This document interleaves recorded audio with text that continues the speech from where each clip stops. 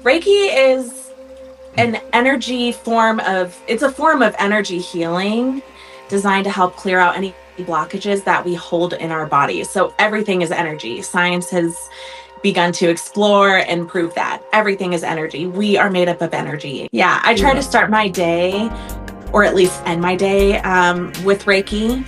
And, our job is it can be stressful sometimes. And, sometimes in the middle of the flight, I'll pop in the bathroom and do a quick little energetic reset on myself. But one of my tips would be to slow down. So allow yourself a little extra time to get ready in the morning. So that's you're moving a little slower, and you can really see like where you are at.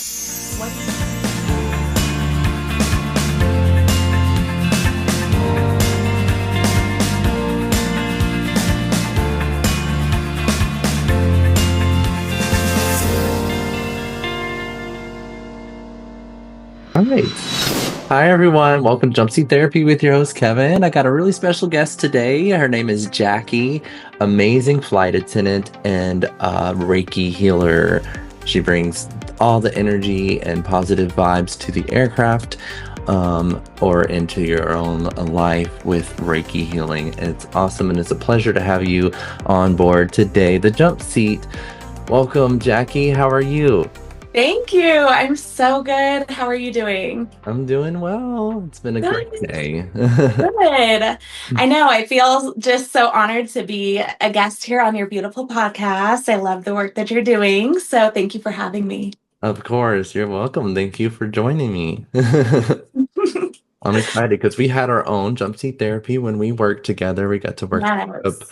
I'll kind of share a little bit how we did already a Reiki session that I have like on YouTube already, or little my little side playlist I have a bit of you sharing a little short synopsis of what you do and what Reiki is and what you've done for me. So to go into that though, it's really interesting because how we met was actually not from working a trip together. We were commuting in from where were we at? Denver. Denver Yeah. into Chicago. And yeah, I was kind of eavesdropping on y'all's conversation, you and another passenger behind me. And we got to talking, and you're like, you're a Reiki healer. And I was like, what? Okay, wait, we got to exchange Right. contacts. And then the rest has been history. Literally. I know. We did have a little hiatus of connecting, but divine timing was definitely at play. Our paths ended up crossing again I feel like that doesn't happen all the time in the industry, but when it does happen in our industry, for sure, you're like, I Yeah. was meant to connect with this person. So Right, right. And I'm glad we did. I'm glad we reached I out to each other know. and kept in contact. And you're the first person I have back for this season of Jumpseat Therapy. So it's an honor to have you to jumpstart the new episodes. And I'm really excited to kind of get back into it all. I had to take a big, deep break myself.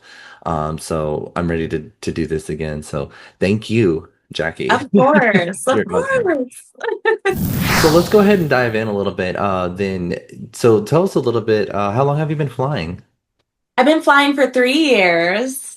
And this is something that like I never ever thought I would do. My god sister is a flight attendant, and I was just kind of like in between jobs. I wanted something different, but was still flexible. And my parents and her were like, you should apply. So I did. And here we are 3 years later. Welcome, Yes. welcome. I'm so glad you are. What did you do before you were a flight attendant? Were you always like a Reiki healer? No, you've been Reiki healer kind of around the same time, right? Yeah, yeah. So I Okay. started my Reiki journey I got certified in 2022. But Mhm. I spent like all of COVID 2021 learning about Reiki, energy healing, and practicing and everything before getting certified.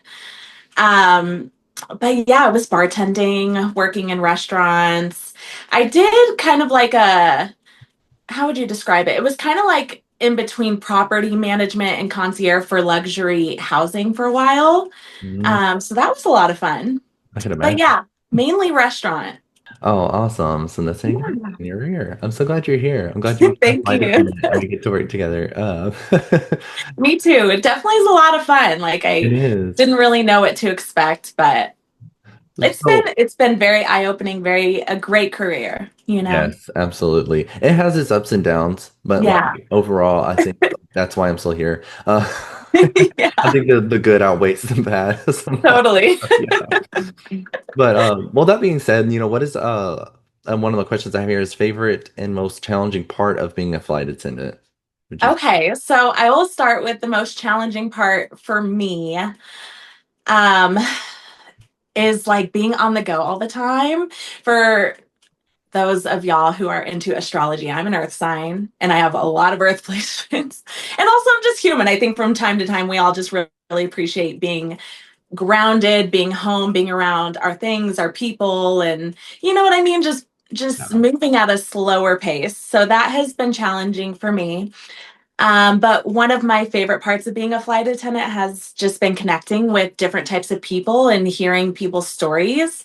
I feel like that definitely makes me feel more connected to this human experience and different cultures and people from all walks of life and backgrounds and you name it. Like I've really appreciated how it's opened my world. You know what I Mhm. mean? Oh yeah, totally. I could totally relate to that because it's just like it's amazing to see how many different backgrounds can get on a plane, sitting right Yeah. next to each other and get along sometimes. Yeah. Get Yeah. along for the most part on a 3 to 4 hour flight. It's amazing. Yeah. It's interesting to see that, us as a collective can get along if we really just Yeah. realize you're on a flight, not Yeah. battling in a Exactly. war, Yeah, totally. And it's also so cool to see what you thought was so different from you and everything you knew. You can find similarities in that and find ways to relate the more you talk to other people. You know what I mean? Like Yeah. it's, you realize just how different yet similar we are at the same time and how that duality really can exist. Oh, totally. Okay, Jumpseat confessions. Yes. All right, a wild or funny in-flight moment. So What is actually, you and I had one together the last trip good? that we had worked. I think it was the day before that we were talking about things that like we absolutely can't do. Right. And one of those things was throw up for the both of us. And we were working our last flight to our home base. And I'm sitting in the like kind of the mid back part of the plane. You're sitting all the way in the back. Hmm. And we're like literally about to touch the ground. And I hear this little girl say, Mommy, Mommy. And I turn around and she throws up in the middle of Oh, the aisle. And so I run to the back. You're like, we're about to touch the ground. So I run back to my seat. And I just remember it was you and I that tackled that situation. And to me, it was just so funny because not only are we both really empathetic, so we like, right. I don't know, I felt like we were good people to make sure that the mom and the girl weren't feeling so embarrassed. Yeah, But we were both looking at each other like, here we are facing our fear. it was so great. Just you and I. With the little shovel and Oh my God. Like I'm the not gonna lie. biohazard bag. I'm not gonna lie, I felt so bad that you took that on because I'm like, okay, like be stronger, girl, be stronger. I had to because I remember you saying because literally the beginning of that trip, that's what you said, and Yeah. mostly you, like all of us were like agreed on that, but like I remember Yeah. specifically we were like, I cannot do throw up, Oh my like oh God. my Yeah. God, so I'm like I'm gonna have to step up. It makes me shaky. Like it makes me feel lightheaded. I'm like, oh my God. Uh, I almost wonder if I have that fear of throw up. I can't remember what it's called, but oh yeah. Now, does it make you want to throw up when you see throw up? no, it doesn't make Okay, me want to just throw okay. up, but it literally makes me like It's just a shaky lot. and Mhm. yeah, like my nervous system just gets set the heck off. It Yeah. does. So funny because I don't typically get like nauseous from other people throwing up, but that hers was it's crazy for not to throw up. But it was so interesting. It was like a little kid. So I'm like, oh, it's not gonna be that bad to clean up because I didn't want people to walk through it. The only reason why we Yeah. cleaned it up to begin with was because it was literally in the middle of the aisle. in Yeah. the plane, so we had to do something. So I was like, so yeah, I got the we got the powder out, we got like the coffee grinds, we put it all on top. Yep. Oh my God, trying to scrape it into the thing. It was it was so Oh bad because my. I felt so gross afterwards. I know.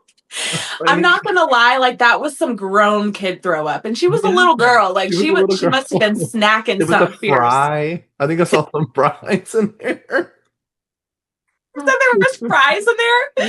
Yes. Oh Lord. Oh my God, that's too good. But I am glad that we were the ones that had to deal with that because like No, me too. And I'm proud passengers of were, us. I'm I would like still to too. this day, I want to high five you through the phone because we Yeah. did that. We We did did. that. We did. And passengers are really grateful. They were like, "Oh my God, thank y'all so much for not making us have to walk Yeah, through it." Or, they were just really appreciative. And yeah, we did totally. we did help the mom and the daughter not feel so bad. I love what the daughter said though. She goes, "I kept telling him to slow down, slow down." That what she said. Yes, trying to tell the pilot to slow down. Oh, I kept telling him to slow down. sweet. It was so cute. I just heard her say, "I'm sorry, Mom. I just didn't want to get anything on you." I'm like, Yeah, "Oh, she's so considerate." I know. So sweet. But So yeah, I cute. thought that was kind of funny. That was a good moment. I'll never forget it. Yeah. All right, so let's go ahead and dive into then let's talk a little bit about your Reiki. So Sure. what in your own words, how would you describe what Reiki is for those, especially those who don't know what Reiki is? How would you describe Reiki? Yeah. Reiki is an energy form of, it's a form of energy healing designed to help clear out any blockages that we hold in our bodies. So everything is energy. Science has begun to explore and prove that everything is energy. We are made up of energy, and we all have seven, well, we have many more than just seven, but seven main energy centers in our body called chakras. Now, when we experience everyday life, such as stress, heartache, you name it, like suppressing your voice, we create blockages in those energy centers. So, what a Reiki practitioner does is we are attuned to a certain energy frequency, and we basically raise our vibration and hold that space and channel and direct that healing energy to be absorbed into the body so that you yourself, you can heal yourself. So, we are impacted by the energy around us. If somebody is vibrating at a really healthy, high, happy level, you can feel that, and that in turn makes you happy. So when a Reiki practitioner is doing their Reiki work, we're basically bringing our energy to a healing state, to a high vibrational state, and holding the space so that your body meets that vibration and in turn heals itself, clearing out all of those blockages and processing just some of that stuck, pent up energy. I love that. That is so good. Getting my session too is just like I got just that. I love it. We talked about that before too. It's just how our bodies um pretty much heal themselves. Like the body does the work. Like Yeah, amazing. So that's really good. What got you into Reiki? Uh, yeah. what drew you to it too? What got you into it? Why did you start it? What drew you to it? Yeah. What's So that? I was actually seeing a therapist, and she was not your traditional therapist. She was actually like on a journey to being a soul activator, a medicine woman. She was like, I don't even know how to describe her because she was just so many beautiful things. Mm, But she taught me a lot of holistic ways to heal myself. Um, and one of those ways was Reiki. She brought up Reiki in one of our sessions. And so I went home and decided to do some research. And after reading a little bit about it and listening to people talk about Reiki, it just resonated with me so deeply. I'm like, this is something that I felt like not only I do, and that, it felt like something that I have always just carried with me, I guess. Something that it just felt natural to me. Like, I think I just immediately felt so drawn to wanting to really activate that within me and step more fully into doing that type of work. And Yeah. it started on wanting to do that type of work for myself before I really felt like, oh, this is something that maybe I do want to offer and share, Yeah. and teach, because we all carry the ability to heal ourselves and to do Reiki on ourselves and the world around us. Oh, I love that. Well, what does it take to get certified into being a Reiki practitioner? So there are three different levels of certification. You have Reiki level 1, Reiki level 2, and then the master teacher level. For me, I did all of my courses online. So you get attuned to the Reiki frequencies and symbols by a Reiki master. So someone who has completed all of the levels of Reiki. And yeah, I did all of my courses online. It took me a few months, so it wasn't anything crazy hard to do. Obviously, a lot of the work is just sitting with the energy and really becoming familiar and understanding that energy. But yeah, it's easy. You can take your course online or in person with another Reiki master. A lot of people do group classes. Some people do one-on-one. There's a lot of different options. Okay, so you're level 3, so you Yeah. can actually teach this to other people, right? Yeah. Okay, that's what I was thinking. Oh, no, that's Yes. awesome. Now, do you actually teach it too right now, or I just haven't yet. okay? I definitely, yeah, I've like been dealing with a little bit of imposter syndrome when it comes to teaching. So Yeah. I'm currently working through that, but I finally am at a place in my journey where I feel ready to create a course. So I am in the beginning stages of that. Something will be coming soon. Yeah. So just stay tuned if Right. that's something you're interested in. Yeah. And maybe you're first. No. Come on in. We're ready for you. Healing yourself, you start with that, and that's where I'm at right now. And that's, of course, I've shared with you how I'm doing this show and the side playlists and stuff like that of just different healing modalities. Yeah. I really do think it'd be great to work with together and create like these spiritual retreats and really Yes. just be able to grow in a place where we can all help one another learn to heal ourselves. Like, right? Totally. By doing that on ourselves, we can embrace that and um, reflect that out to others. So that's awesome. So thank you Thank you. for Yeah. doing it. I agree. I actually heard something really cool on a podcast once, and it was this woman who was talking about energy healing, and she had just brought up where it's like it's important to know, like your healer should be empowering you to find the healer within yourself, but it's also important to know the beauty in collaboration, right? Because a healer outside of ourselves is actually able to see our stuff without attachment, though. So, the same way that we're looking at let's say our energetic body was our living room. We're looking at our living room, but we have all of these attachments to those things because it's ours. So, when Yeah. a healer comes in, they're looking at the same living room, but with non attachment. And so, they're able to kind of bring things up to your awareness to help you release and let go. And so, it's all a beautiful collaboration, knowing that you are your own ultimate healer and you don't need to rely on anybody else for your own healing, but also there is a beauty in that collaboration. Oh, totally. I can see that. That makes a lot of sense. I Mhm. like that analogy too. Like Yeah, I liked it stuff in the too. mind. Absolutely. That paints a big picture for me to understand. Like, okay, I see how it's working. Yes, totally. Yeah. Mhm. Well, this is a really good question I would like to ask you because I think we talked about this before, but on here would be really great to see to share with our audience. Do you ever use Reiki techniques on yourself during trips? Like religiously. Okay. Religiously. Yeah. I try Yeah. to start my day or at least end my day with Reiki. And, our job is it can be stressful sometimes. And, sometimes in the middle of the flight, I'll pop in the bathroom and do a quick little energetic reset on myself to Yeah. just, get regrounded and make sure I'm not holding on to things that I don't need to hold on to. Oh, I love that. We did that together actually, which goes in the Yeah. next question. How do you usually go with typical passengers or crew members that you may work with? Do you offer healing something kind of quick at all with like crew members or passengers? Like how does that usually get into conversation? Yeah, Those I people. mean, I like to throw little things out there and just see if it's something they're interested in, right? Like I kind of like to try to read the room first.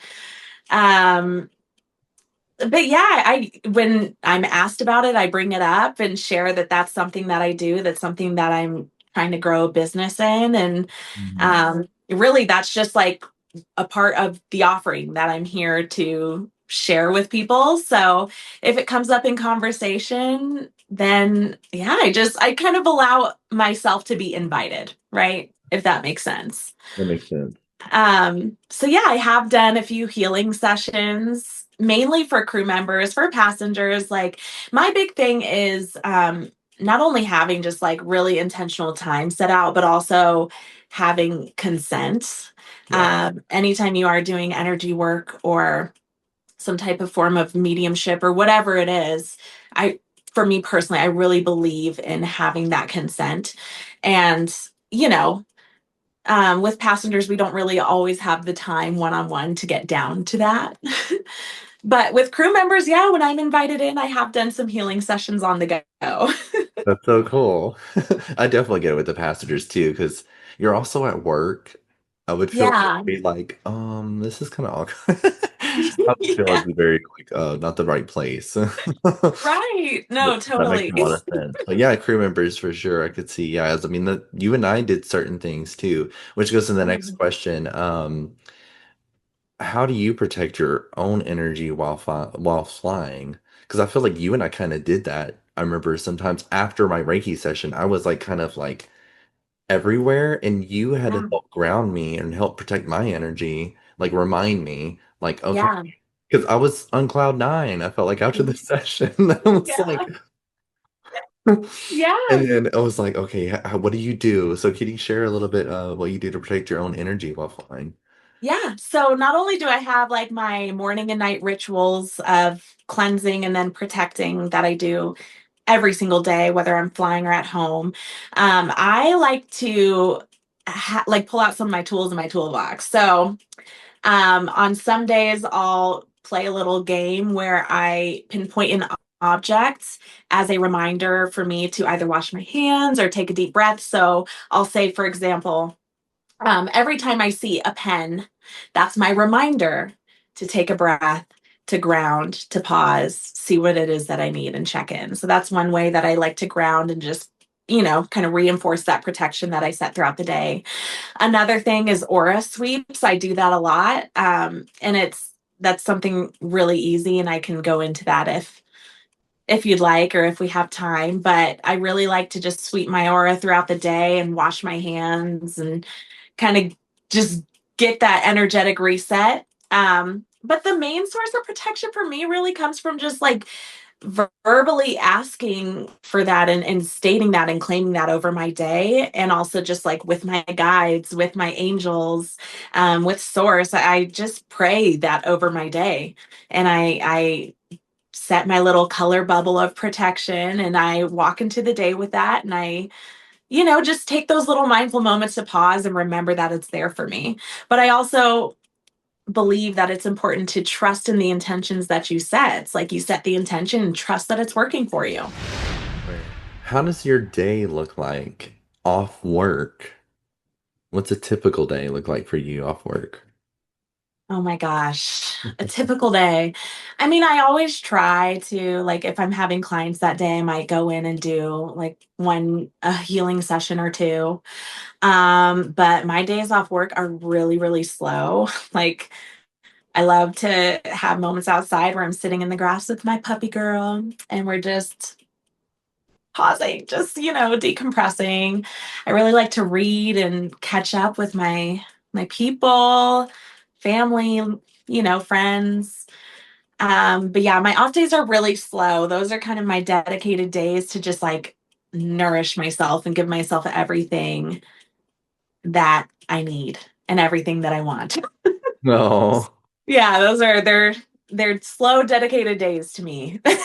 Good. That's good. You need to make sure you're taking care of yourself, and Yeah. I love that. I know we talk about that often. Like, Yeah. No, yeah, totally.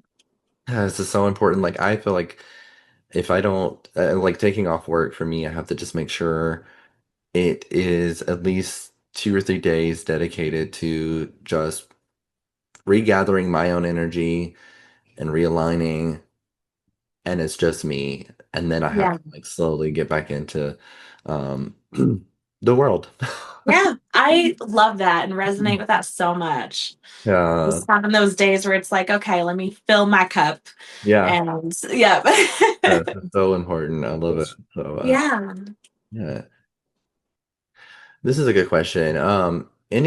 I don't really like the word rituals, but any like techniques you may use for that you can share with other flight attendants, um, maybe share you and what other people could probably do, um, like to reset energetically before or after a trip. Because trips can Ooh, be. yeah, totally. Mhm. So for me, I would say, let's see, some energetic tips to reset before and or after a trip. Mhm. It's going to look different for everybody, Yeah. but one of my tips would be to slow down. So allow yourself a little extra time to get ready in the morning. So that's you're moving a little slower and you can really see like where you are at. What do you need that day? You know what I mean? I think it's so important to just be in tune with like where you are at and start your day from there because then you kind of know what boundaries you need to put into place throughout the day. Mhm. Um, so I would say that obviously I really like to walk out the door with protection. I think everybody could benefit from doing protection. So one way that I do that is I picture a spider web of color. It's either going to be like a white light or a golden light covering my door frame, and I walk through that every day, and so it just completely covers me. Love that. So that's a tip. And then at the end of the day, like water is your best friend. Visualization is your best friend. So at the end of the day, if you can, if you have time, shower and visualize all of the energy, all of the things that don't serve your highest good, just washing off of you and going down the drain. You're leaving it with that day and you're ready to enter into a new day. Um, yeah, I would say those are just some simple ways that you can reset your energy and it's just slowing down, pay attention to how you're feeling, pay attention to what it is that you need, and utilize what you have. Visualization, water. Um, some people really benefit from sound. I really like to listen to frequencies sometimes too. I love So those are some tools that I would share. That's so good. I love when you said slowing down. Oh my gosh. I feel like that's something you have to combat nowadays because it's just constantly in your face. Everything's go, go, go, go, go, go, go. And you have to constantly tell the world around you, it's like, I need to slow down. Like, you Yeah, have to give yourself that. Like, that's really good. That's probably my favorite yeah, advice because, like, that took me so long to get to. I didn't allow myself to just stop and, like, yeah, down, especially with our job. Like it's so important. It's so crucial to just give yourself a minute, even if it's like telling work, like, hey, I know like there's multiple people out there who can work this trip. I may need to yeah, take a break right now to totally. recharge because you can't just jump into all this energy if you're not protected or you're not slowing down. Um, Yeah. but yeah. Oh, good. Slowing down can be really uncomfortable because then we're met with what bubbles up, right? But Yeah. it's so important to remember that, like, what bubbles up is not a threat, it's just information. Emotions are energy in motion. That's all it is. It's just information coming up to show us where our boundaries have been violated, where we may feel sadness or tension or, whatever it is. And so it's important to also have resources that help you not fear slowing down too, to know that it is safe to slow down because it can be a lot Yeah. sometimes. Yeah. I mean, because then, yeah, like you said, you're faced with all these things, and it's like, oh, and that's very well said, I think, because I think we have a fear of slowing down. Yeah. Yeah, It's like, totally. I know I whoa, do I like do that. too.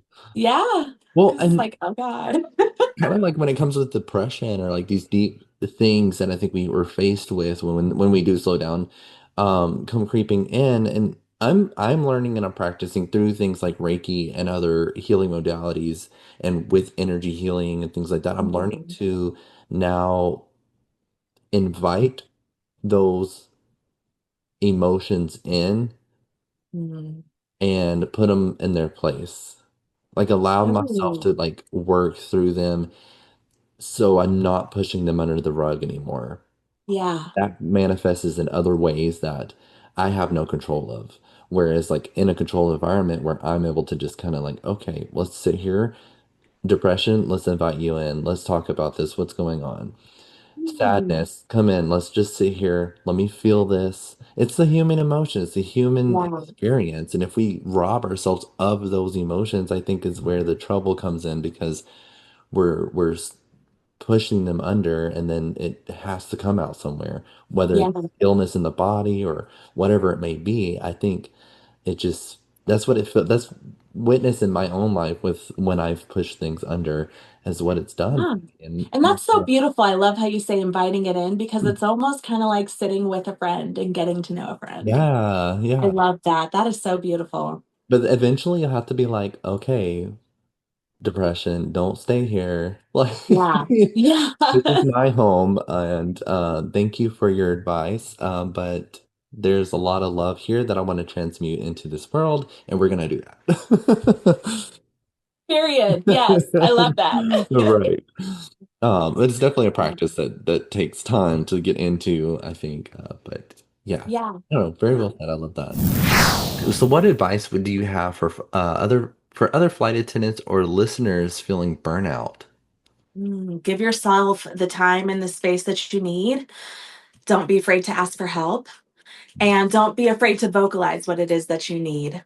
Um, it's so admiring when people speak their truth. And if you grew up to be a people pleaser, and that's something that I've had to really work through. It can feel really scary and intimidating to ask for what it is that you need.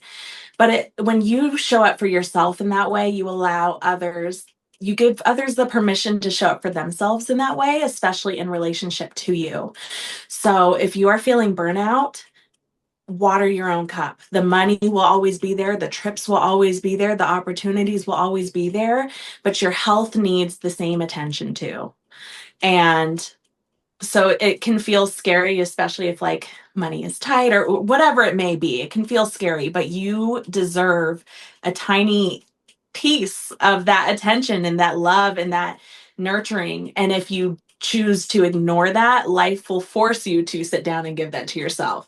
So it's important to just, when you're noticing those little nudges to do so, honor them. That's all it takes is you don't have to go above and beyond. Just whenever you get the nudges, choose to honor the nudges. Very well said. I love that. It goes Thank back again to you. like slowing down. Yeah, right. Slowing down is everything. Woo! I know it's everything. Oh my gosh. All right, what's one small practice anyone can try for energetic healing on the go? Yeah, I love this one because it's easy. Typically, you are around water, but I'm going to give an alternative in case you're not. So I love to do aura sweeps. That is my favorite way to do energetic healing. So one thing I do is I envision the energy around me, kind of like the consistency of cotton candy or like a spider web. Mm. And I imagine it sticking to my hand. So I'll go through and I'll kind of just like brush through my aura, envisioning all that does not belong to me, all that does not serve my highest good and the highest good of all, sticking to my hands. And then I'll go into the bathroom and I'll wash my hands and envision that energy going down the drain in a clockwise motion, symbolizing release.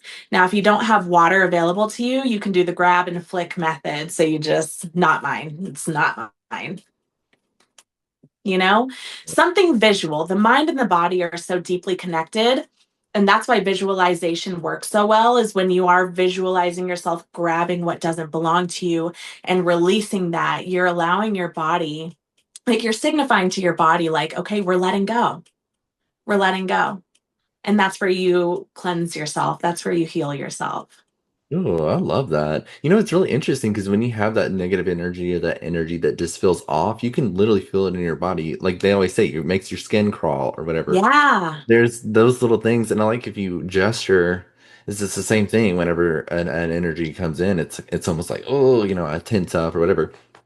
So I like the idea of like your body is already reacting to that. So Yeah. use your body to just deflect it. Yeah, Oh, exactly.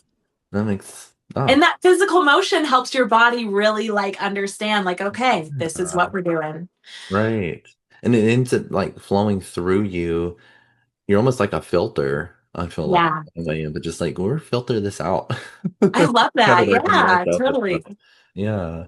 Oh. Well, for the sake of time, I'm gonna go ahead and start getting ready to wrap up. I have a few more questions that I have that I ask all my guests. So thank you, Jackie, first of all, for being here. I love you. I appreciate you so much for everything that you do. So let's go ahead and dive into these questions real quick. Sure, let's do it. Let's do it. All right. If you knew you wouldn't fail at something, what would you do? Oh my God. Mm. Um, I would host retreats like worldwide. I would travel the world and just hold healing spaces. I would. Awesome. You're gonna do it. Just putting it out there. Okay, if money wasn't an obstacle, what would how would you live your life? Off grid, like a forest fairy cottage core girly with cows and chickens and a garden and plants. Like, I want leaves to smack me in my face when I'm in my home. Like, I just would live off the grid, but surrounded by loved ones. Like, I don't want to be too far out. But There. yeah, I definitely would live. I would have a farm and a garden and all Oh, the fun, whimsical things. absolutely. That sounds like a yes, a win. So, excuse me. What does jumpsuit therapy mean to you? That's a good question. To me, it's a way of connecting and sharing stories and showing up for one another. I think, especially on the jump seat, like being a flight attendant is just such a unique lifestyle and experience. It goes so much further than just being a job. Mm, And so it's really special to be able to sit on the jump seat and talk about real life and also how that connects to the lifestyle that we live and share that connection with other people who just get it. You know what I mean? So it's a really beautiful, special place for us all to come together and share resources, share wisdom, share laughs, share cries, just share real life with someone who understands the very specific and exact experience that you're having. I love that. Oh, I always love that these answers to these questions. They're great. Like, They're yeah, such great questions. yeah, that's good. So, all right. Well, then I want people to know a little more about you. So if you can just let us know and where people can find you to book a session or anything, where your website, whatever, how can people reach you? Yeah, so my website is www.earthboundenergies.com. You can also find me on Instagram as Earthbound Energies or as J Monique. It's JAI and then Monique. So you can also, I have the links there to book a session with me. I'm also on TikTok and trying to be more so on TikTok. You can find me at Earthbound Energies there as well. So it's all kind of the same name handle, if you will. But Cool. yeah, I have all of my links available and information available there on my Instagram primarily. Awesome. Well, there you have it, everybody. Got to reach out to Jackie. All the flight attendants, everyone who watches, you won't regret it. Oh, Kevin. Yeah, thank you. Well, thank you. I have so Um, much love for you, and I really appreciate you oh, inviting me same. onto your platform and into Yeah. this space. And I No, just look forward to doing more work together. likewise. I am so grateful to have I've met you and we're on this journey together. It's amazing. So, do you have any final messages to give the audience? Any final words? Yeah, I do. Just Okay. have fun. Life is serious, but it also really is not. And so allow yourself to feel it all and dance in the rain. And the life work can actually be treated as play if you allow it to be. And I think that Mm. that has really helped me on my journey. So don't take things too seriously. Laugh, cry, dance, play, feel it all, and know that nothing ever stays the way that it is. Things are always changing. Yes. Oh, well, thank you, Jackie, so much. I appreciate you, and just keep doing what you're doing. Thank you. You too, Kevin. Yeah. Well, love you. Love, peace, and unity to you all. Yes. Bye, guys. Bye. Jumpseat therapy, everything's alright. Together we rise, shine so bright. In these conversations we find our light.